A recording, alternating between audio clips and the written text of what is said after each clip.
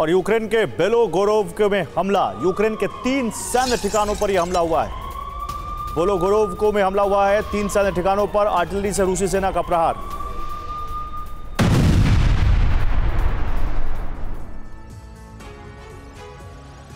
तो यूक्रेन रूस की जंग में कुर्स्क एक ऐसा क्षेत्र है जो महाविनाशक रण की दिशा में एक मोड़ साबित हो सकता है। इसे जंग का केंद्र बनाने की कोशिश भी हो रही है। यूक्रेनी सेना का रूस के इस क्षेत्र में दाखिल होना और रूस पर भारी पड़ जाना कोई सामान्य रणनीति नहीं थी, लेकिन इस रणनीति में एक खामी थी जिसका फायदा रूस ने उठा लिया है और अब कुर्स्क की जंग में यूक्रेन का पासा पलट दिया है। और रूसी फोर्स की आक्रामकता इतनी ज्यादा है कि उसके जहन में यूक्रेनी फोर्स के हमले का डर भी नहीं है। अब ऐसा क्यों हो रहा है और यूक्रेनी फोर्स कुर्स्क में फंस कैसे गई है, एक रिपोर्ट से समझिए।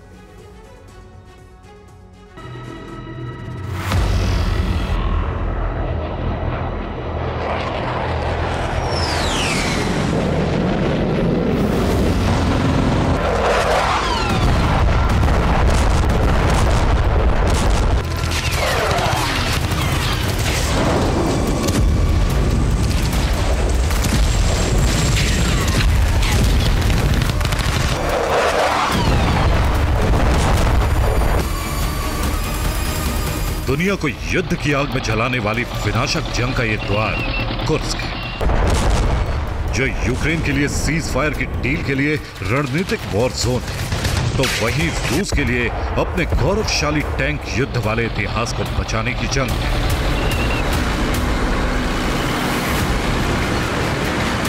इस रणभूमि में रूस के साथ उत्तर कोरिया के सैनिक भी हैं, लेकिन भौगोलिक स्थिति और यूक्रेन की रणनीति रेखा ने रूस के लिए संकट खड़ा कर दिया है।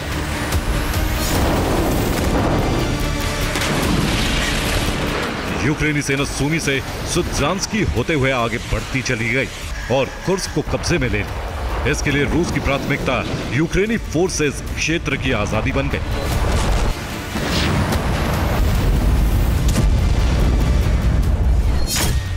नहीं होगा जंग का अंत, कुर्स्क विनाश का फ्रंट। अब मान लिया गया है कि रूस यूक्रेन की जंग के प्रसार का केंद्र कुर्स्क है।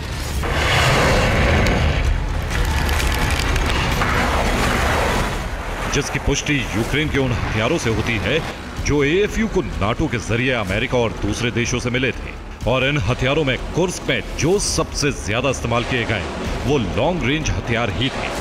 हालांकि अब तक की स्थिति में यूक्रेन इसलिए मजबूत था क्योंकि जिस जगह तक यूक्रेनी फोर्स पहुंच चुकी है वहां से रूसी हवाई योद्धाओं को निशाना बनाना बेहद आसान था।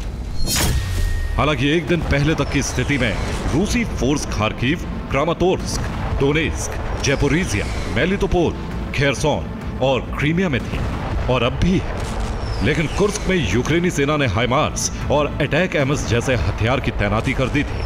इस हाइमार्स ऑफेंस के लिए इस्तेमाल हो रहा था और अटैक एमएस जैसा डिफेंस रोस्तोव, कमेंस्की, रोसोश, बेलगोरोद और क्लिंतसी जैसे क्षेत्र को कवर कर रहा था, जिससे रूस के हवाई लड़ाकों को कार्रवाई करने में परेशानी आ रही थी। इसलिए जमीनी लड़ाई जारी थी, जिसमें रूसी फोर्स के साथ उत्तर कोरिया के सैनिक शामिल थे। लेकिन फ्रंट पर हाईटेक युद्ध लड़ने में उत्तर कोरिया के सैनिक पिछड़ गए और यूक्रेनी सैनिकों ने कुर्स्क में ही रणनीतिक बढ़त वाली पोस्ट पर कब्जा कर लिया, जिससे जमीनी जंग लड़ने वाली रूसी फोर्स पर भी संकट खड़ा हो गया।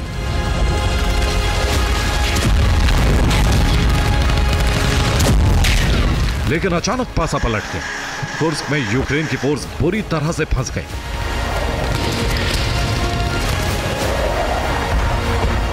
भौगोलिक रणनीति में कैसे एएफयू घिरी ये तो हम आपको बताएंगे, लेकिन इसके पहले कुर्स्क में बदली स्थिति का प्राथमिक कारण जान लीजिए। कुर्स्क में यूक्रेनी फोर्स की आपूर्ति लाइन ठप हो गई है। यूक्रेनी फोर्स के पास बहुत सीमित गोला बारूद बाकी है। एयर डिफेंस की मिसाइल्स भी कुर्स्क में खत्म हो चुकी हैं और ऑफेंसिंग लॉन्ग रेंज हथियार भी खत्म हो गए हैं। और ये मौका एएफयू पर पलटवार के लिए रूस के लिए अवसर बन गया है, तो वहीं उत्तर कोरिया की सेना के लिए अपने साथियों का बदला लेने का मौका बन गया है।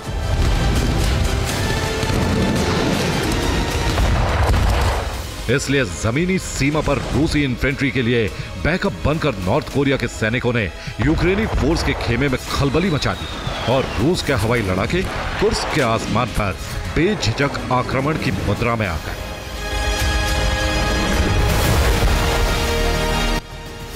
ये तस्वीर कुर्स्क पर रूसी Su-35S जैसे घातक फाइटर जेट की कार्रवाई के है और पायलट जिस तरह बेधड़क बारूदी ऑपरेशन को अंजाम दे रहे हैं वो बताता है कि यूक्रेन ने कुर्स्क में जो डिफेंस सिस्टम लगाया था वो बिना मिसाइल के बेकार हो चुका है।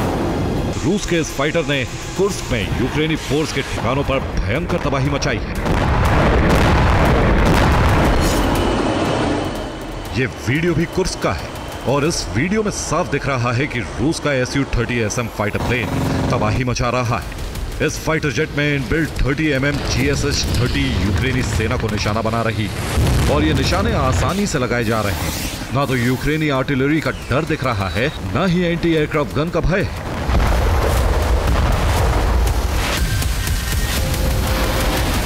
इसका मतलब साफ है कि अब कुर्स्क में रूस की बढ़त को कोई नहीं रोक सकता, जिसका प्रमाण है रूस की सीमा में दाखिल होने वाले यूक्रेनी सैनिकों के लिए सरेंडर करना मजबूरी बन गया है।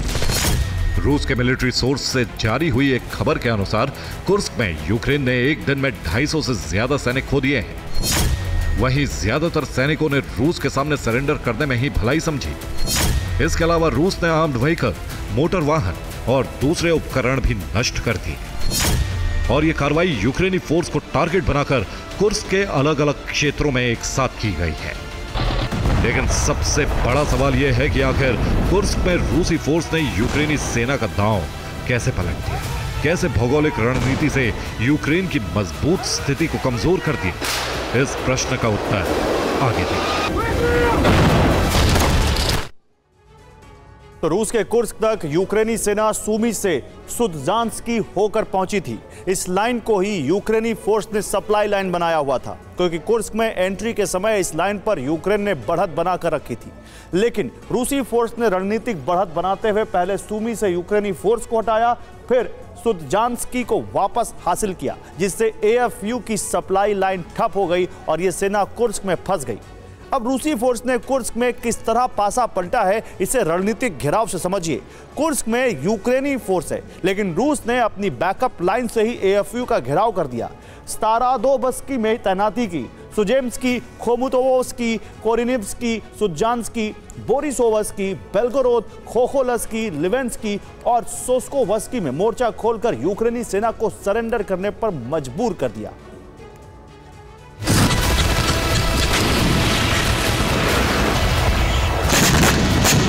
कुर्स्क क्षेत्र में यूक्रेन के ऑपरेशन को हैंडल करने वाली पेंटागन की 225वीं असॉल्ट बटालियन ने कुर्स्क में बदल रही स्थिति पर अलार्म दे दिया है। इस यूनिट ने एक रिपोर्ट दी है कि कुर्स्क में आर्म्ड व्हीकल्स की कमी हो गई है और रूसी फोर्स इसे अवसर की तरह ले रही है, जिन्होंने रात में ड्रोन हमले करके पूरी पड़ताल की और फिर AFU के खिलाफ जमीनी और हवाई ऑपरेशन एक साथ लॉन्च कर दिया है।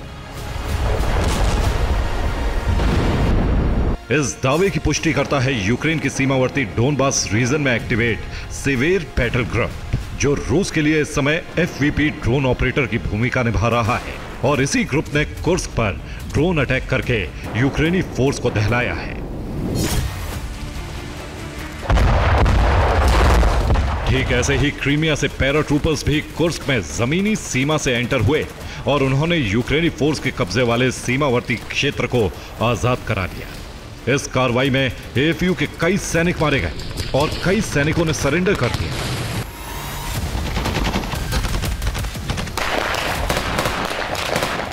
हैरान करने वाली बात यह है कि रूसी फोर्स की आक्रामकता ने उत्तर कोरियाई सैनिकों में भी जोश भर दिया और जो सैनिक पारंपरिक युद्ध लड़ रहे थे वो अचानक अपने ही हथियारों से हाईटेक रणभूमि पर कहर बरपाने लगे और इसी स्थिति ने यूक्रेन की रणनीति पर सवालिया निशान लगा दिया, क्योंकि रूस में यूक्रेन के 50,000 से ज्यादा सैनिक दाखिल हुए थे, लेकिन इतनी संख्या के बावजूद ना तो कॉरिडोर कायम रख पाए, ना ही इस संख्या के मुकाबले वो बारूद साध पाए। हालांकि अमेरिका कुर्स्क से 1 महीने में सैनिक निकालने का दावा कर रहा है, लेकिन यूक्रेन की रणनीतिक भूल ने सैनिकों के लिए कुर्स्क में इतना समय भी नहीं छोड़ा है।